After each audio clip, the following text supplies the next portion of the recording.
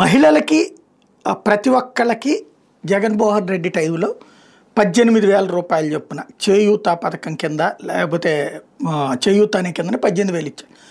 ఆ తర్వాత డ్వాక్రా రుణమాఫీ పేరుతో 5 ఏళ్లలో తను అంతకుముందు కట్టినటువంటి లక్ష అయితే లక్ష, 2 లక్షలు అయితే 2 లక్షలు, 3 లక్షలు అయితే 3 లక్షలు 5 ఏళ్లలో అది రీపే చేసుకొచ్చారు. అట్లాగే ఈబీసీ నేస్తం, కాపు నేస్తం, బీసీ నేస్తం లాంటివి ఇచ్చుకొచ్చారు. అతను ఇచ్చింది మొత్తం తక్కువే, మేము అంతకంటే ఎక్కువ ఇస్తాం, ఇంట్లో ఎంతమంది మహిళలు ఉంటే అంతమందికి తలా 1,500 రూపాయలు చొప్పున ప్రతి నెల ఇస్తాం అని చెప్పింది తెలుగుదేశం. అలాగే 50 ఏళ్ళకి పెన్షను చెప్పింది. సరే 50 ఏళ్ల పెన్షన్ అసలు మాట ఎత్తట్లేదు. ఈ మహిళలకు సంబంధించిన 1,500 అంశం మీదన ఏదో P4 అంటూ చంద్రబాబు గారు చెప్తూ వచ్చారు. బట్ పబ్లిక్లో అది యాక్సెప్టబుల్ అవ్వట్లేదు. అందుకనినే కాస్త ఘాటుగా చెప్పుకొచ్చారు. ఎవరైతే అచ్చెన్నాయుడు ఆ పథకం అమలు చేయాలంటే ఆంధ్రానే అమ్మేయాలంటూ ఆయన ఏమన్నారు ఒకసారి విందాం. మిగిలిపోతుంది ఆడవాళ్ళకి నెలకి 1,500 అది చేయాలంటే ఆంధ్రానే అమ్మాలి. ఇంకా ఆలోచన చేస్తుంది. అంత డబ్బు అవసరం ఉంది.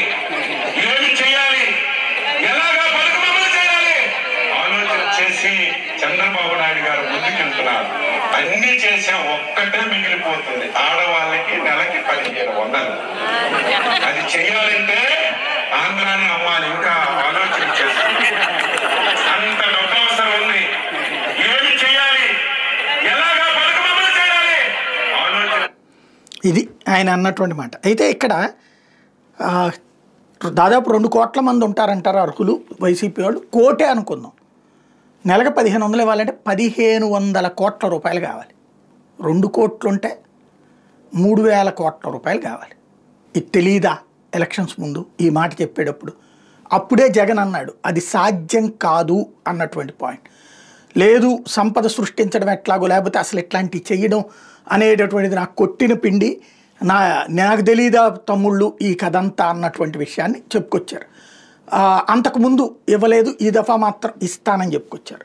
ఒకటి 50 ఏళ్లకే పెన్షన్, అట్లాగే ప్రతి మహిళకి 1,500 రూపాయలు నిరుద్యోగ భృతి, ఈ 3 అత్యంత ముఖ్యమైనవి.